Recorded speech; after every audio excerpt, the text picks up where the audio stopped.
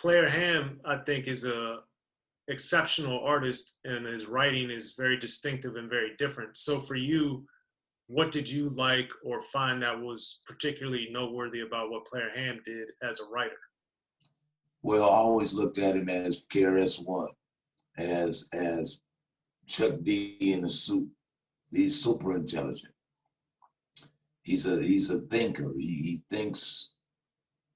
He's a critical thinker. He's an analyst. You know, and me, I was more like the jokester. It's like I'm the sugar from his medicine. So he's like castor oil. You need some little sugar to be able to swallow it all. You feel me? Sometimes he can be over people's heads because he's that intelligent. So I think I was like the yin and the yang, a little bit of a balance. That's my personal opinion. I don't know. I'm just saying. Okay. And then with since you guys were also on the Trespass soundtrack, that one was a pleasant surprise to me to hear that song because it was so unexpected in the sense that a lot of the people, most of the artists on there were more established at the time than you guys were one of, if not the main quote unquote emerging artist. So what did you see being placed on a major movie soundtrack, being placed around all those icons in the game, even at that time? What did you learn or see or experience from that? That they weren't no different or no cooler than we were from the jump. And that was the second movie soundtrack. The first one was the Kid and Play Class Act soundtrack. The song was completely different. It was more positive.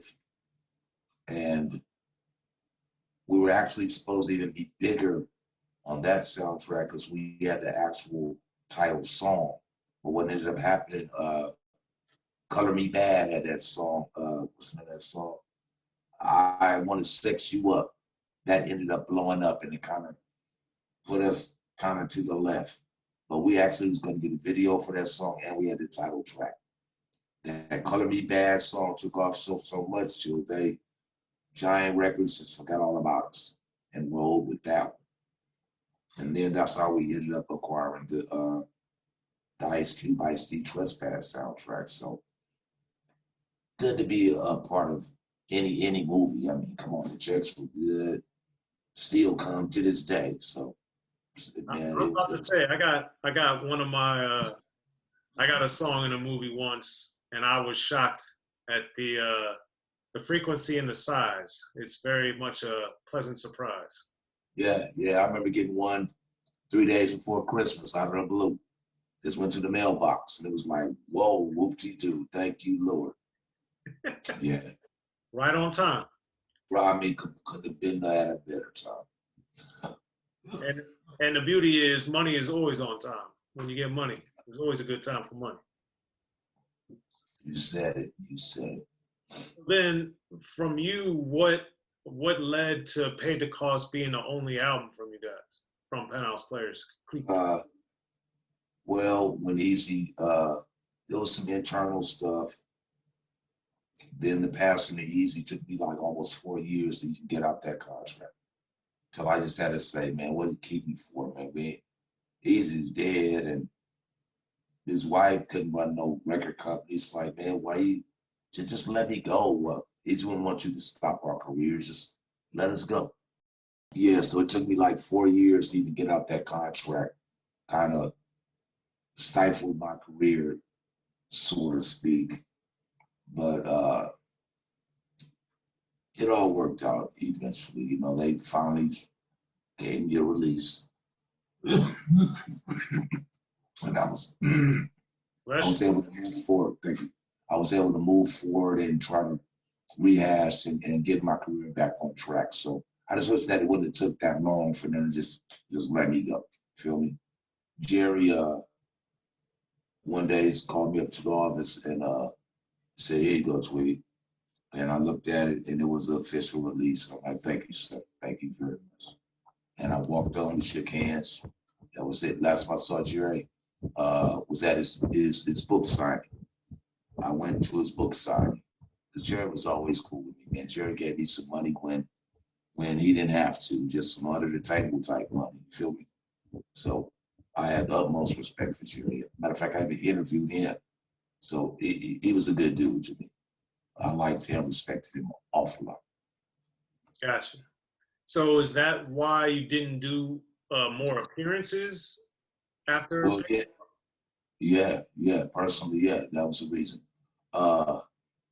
Didn't know what direction I was gonna go.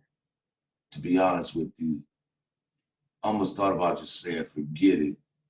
But I had all these notebooks full of songs, so I said, well, shit, might as well just record them. Didn't really have access to Quick. He was busy doing his thing, so I know what's gonna really get to me, quick beats. So I just started just searching out whoever was not necessarily hot, but I'm good, Mom. Thank you. Not necessarily somebody that was well known, just somebody that had some music that would complement my style, and started working on my solo stuff. And this is it what ended up being on Toast to the Fools, or is this way before that? This is the starting of Toast to the Fools. Yeah, I was writing Toast to the Fools almost a year before it came out. And yeah, then, that was my first solo project. and with that, what did you, from all your years in the game to that point, what did you learn, and what were you able to really apply to putting out music like how you did much later? Well, because I signed a deal that was going to be a 50-50 deal. So I basically didn't have to worry about the business side of it. My publishing and all of that was straight. I thought I would have more control. It just turned out that the record company that I had signed with didn't have as much capital as they acted like they did. I found that out as the ball started bouncing. Once the promo budget wasn't utilized as if it was promised, then I'm like, whoa, okay, something's not right here. So upon more internal investigation, it turned out that they really didn't have as much money as they said they did. So my promo budget really didn't get utilized to really push that project to where it was supposed to go. One more valuable lesson learned.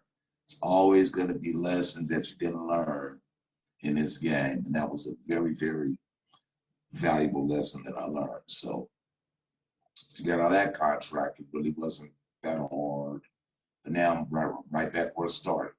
Basically, right back where I started. So I just kept it going. Met up with some other guys. I was going there to actually do a verse for an unknown artist at the time. And when I got to the jam to the verse, the producer that had the studio turned out to be a cool guy. His name is Tony Ray from Fresno, California, Wild One Studios. We chopped it up, found out that we could gel together, and he had some pretty tight music. Stayed in town for a month doing a whole nother album. And that's how Age Don't Count the Booth came about. And he gave me the utmost hospitality for the time we were there. The work environment was good, completely independent, didn't have to ask nobody for no money. Put it out myself via my own website, and all the chippers came to me. So another great situation. Yeah, well, that year you had broken down as well with the Midnight Life album. So that, to me, as a fan, was exciting to be able to see not only putting out new music, but still we're back in the mix with Quick on a high level, and Sugar Free's on there as well. So how, from your writing and your perspective, like how would you say from the late 80s to early 90s up until that point in 2014, how had you evolved and changed as a writer, would you say? Oh, well, my pen has always been a sword, so I've never doubted my writing skills. I can get a track, and if I like it, I'm going in. It's like I can pick up the pen it's gonna basically move by itself, you know, and it ain't gonna stop, you know. So never, ever have I ever questioned my writing abilities. But in particular that night when he took me to the studio and he was playing the track, and I'm like, wow, that's kind of different. It's kind of different. He said, you want to be on it? I said, what you talking about? So he played the hook. It's like, oh, okay. Give me a second. Grabbed a notebook, started writing, came back out, maybe 20 minutes. And I said, man, I'm ready to spit it. And he said, you playing? I'm like, no, man, I'm ready to spit it. Told the engineer, go hook me up, slap me in the booth. I spit it, think 2 takes, walked outside, down the street to 7-Eleven to get me a beer. And as I came back into the studio, he's in there mixing, and it's not on the monitors, it's on the big speakers, and it's loud as fuck. And I'm just standing there, and everybody that was in the studio is like, oh man, you hear what Tweed said? And man, they laughing and joking, and it's like, wow. And I stood outside that door and ear hustled, and it was like, okay, he likes it, Mikey. I think he likes it. And I was good with that, you know what I'm saying? And it went down. But it was super fun because I hadn't been in the booth of that level in a long time. I think the mic was like $15,000 mic, you know what I mean? Oh man, it was just a beautiful experience, man. Big shout out for Quick for even slapping me on that and for taking me back out to do the Out of West Was One, the Crush Groove concerts. Man, it made me just get that get it all completely out of my system. That's what it did for me, man. I was having more fun than anybody in the audience, you know, just to be back up there on that level again. It made my day. That really made my day. So what did you have to get out of your system? The rap in general. You know how when you say you were a basketball player and you got to the pros, but you never got a ring, but you're known, but now you work at Home Depot or something, and you just always wanted that one more time to, you know, it's like if you walk into the gym after the gym is closed and you're just bouncing the ball and stands are empty, but in your mind it's like 50 million fans and you're bouncing and you take that shot and it goes in.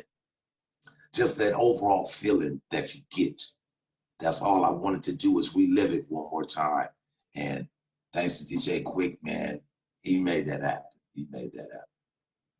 Be sure to check out the History of Gangster Rap by Soren Baker. He's official. History of Gangster Rap features exclusive interviews with Ice-T, Snoop Dogg, MC Ren, the D.O.C, and dozens of others. The History of Gangster Rap, a definitive look at how Los Angeles changed rap forever. In Los Angeles, the streets definitely set the tone of the hip-hop music. At 19, I got a $50,000 car. My whole angle always was, I'll be street, but I will always tell you the horrors that go along with this life. There will be penalties and casualties for just wearing the wrong color in somebody's neighborhood. And once gangster rap made it from the streets to the TV, the genre exploded. With Fab 5 on Yo MTV Back with NWA. Yo MTV, it just catapulted us from being local heroes to national gangbang rappers. The History of Gangster Rap discusses it all from 1980 up till today. It's always gonna be shit happening in the streets. You know what I mean? So it's always gonna be something to talk about. The History of Gangster Rap in stores now.